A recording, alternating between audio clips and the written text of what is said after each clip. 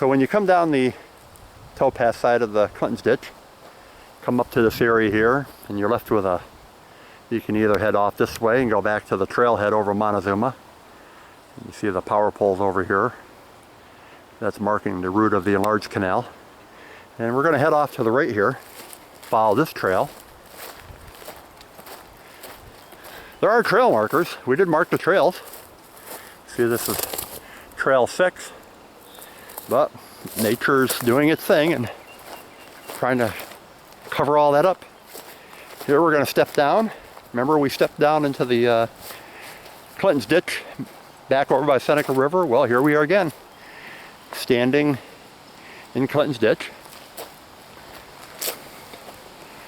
Going to walk over.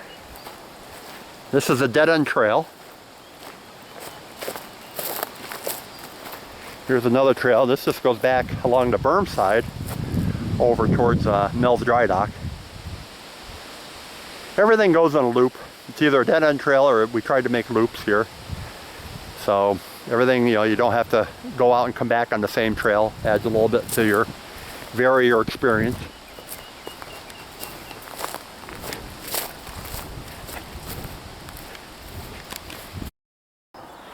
All right, we've walked about 50 yards, not very far. Going to come up on Lock 11 here.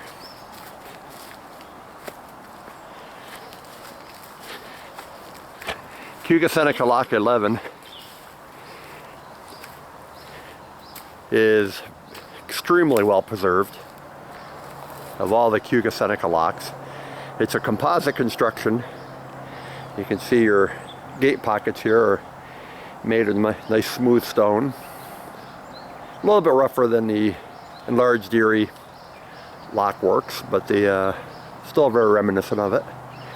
And then you get down into this rough stone, and that would have been where they had wood walls instead of the finished stone. A little bit cheaper construction, a little bit quicker. This is also single, because all the lateral canals just had single locks, not double locks like the enlarged Erie did. Extremely well preserved. It's had water in it.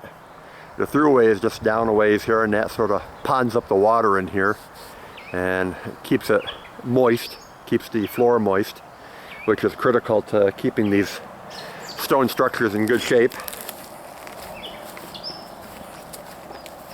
Cayuga Seneca branches off from the Erie at Montezuma and headed down. Before the Cayuga Seneca was built in 1828, the boats would have to go down to Lock 62, pass through Lock 62, get into the Seneca River, and then head south down to Cayuga Lake. Once they got to Cayuga Lake, they could continue up the Seneca River, passing through the Seneca Lock Navigation Works, up through Seneca Falls and over to Seneca Lake. So that would extend the navigation another 40 or 60 miles. But that's kind of a rough, it's the Seneca River is a very slow moving, very shallow river, and it's the times can be very rough to pass through. So the side of the lateral canal coming off here would be a much better solution to get the boats down to the lakes. So that's what the Cayuga Seneca Canal does. Built in 1828, opened in 1828. This lock wasn't even here at the original construction. This the canal just joined with the Erie down in the hamlet. And when they went to do the enlargement, they raised the enlarged Erie 3 feet in this area, and that made a step here going down to the Cayuga Seneca. So what they had to do is put in this lock.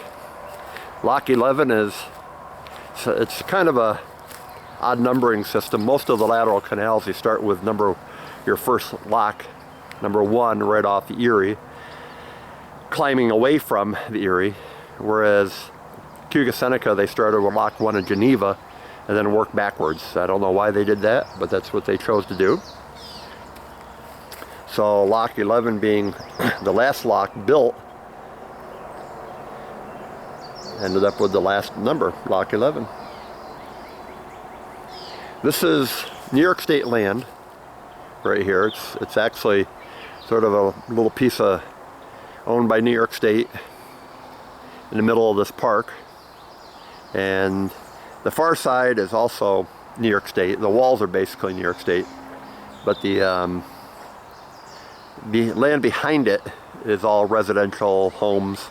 So stay out of there, don't cross into there. If you want to go over to the other side, you can walk down or along the head of the lock here and climb your way over the fallen logs down there and get up on the other side if you want to get better pictures of this side. But just don't go any further than that. Don't go into the people's houses or the people's yards. That's unnecessary and causes issues for everybody involved. But this is really a hidden treasure, really a remarkable lock. Gives you a nice sense of, it's the only watered section of canal in the park. If you can call the algae and the duckweed and cattails watered, but it really is the only watered section of canal. Well worth a look. So let's head back. So we've come back to this junction, and we could just head back to Chapman Road, retracing our steps. And we're going to head off to the right here now. And when you get up here, you see across the canal is the High Street Trailhead. And again, we could head back this way, going back towards Mel's Dry Dock and Chapman Road. But what we're going to do is we're going to take a little trail here and work our way over to the High Street Trailhead. Kind of a haphazard crossing, passing through the Cayuga Seneca. We're hoping someday to have a sort of a more formal crossing here, where you can easily walk across, make the connection between one side of the canal and the other. But for now, this is what we deal with. Probably the roughest area in the whole park to cross through, but just take your time. We're going to get down through here and come out the other side. Alright, we've made our way through the Cayuga Seneca and came out by the back of the firehouse over here. And if we pan around here, the hamlet of Montezuma. This used to be the business area. After the canal closed and they really lost their sort of lifeline, a number of the businesses started burning or being torn down, and this whole area here was are just rows of businesses, you know, built around the canal. Montezuma is really a canal town. It was moved here away from the turnpike, which is now Route 31. It used to be a little more north of here along the turnpike. Then when they built the canal through here, they sort of moved the whole settlement down here to be along the canal, obviously. And they, when the canal closed in 1918, they lost their lifeline, and everybody started moving on, and businesses started burning. And that's what we're left with today. It's this is the High Street Trailhead, another place you can park. We started our journey at the Chapman Road trailhead, so we're going to work our way back there, but I wanted to show you basically it's the second place you can park here. Another kiosk. They've got this mural showing the Exchange Hotel. The Exchange Hotel was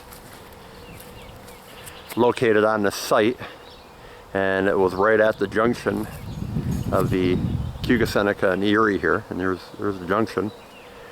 This bridge abutment is the only surviving bridge abutment out of all the roads and crossings, except for a couple of old railroad bridges. This is the only surviving cut stone embankment or abutment for the bridges. This is for the change bridge, so the mules could cross from the Erie into the Cayuga Seneca, and it's shown in this mural of the changeover bridge in the Exchange Hotel. Yep, go the other way. The towpath side abutment's right here, but the stone is all gone. Of course, a lot of that stone was harvested after the canal was closed down because it was very nice cut stone, so why not take it?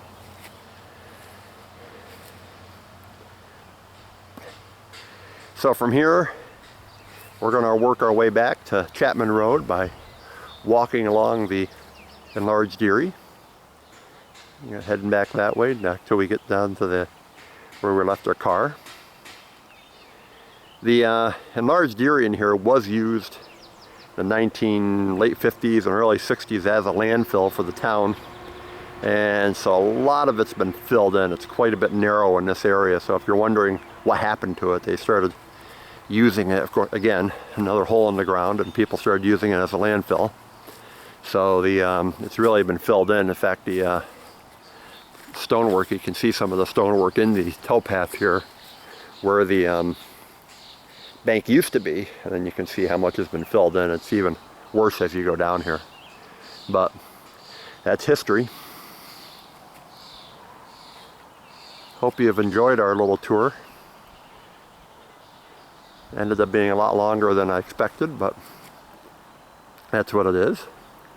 If you're looking for more information, go over to the Cayuga County Canal Tours blog. I think it's canalsplash.blogspot.com, or just search for Cayuga County Canal Tours. Got a lot of information about different sites around Cayuga County.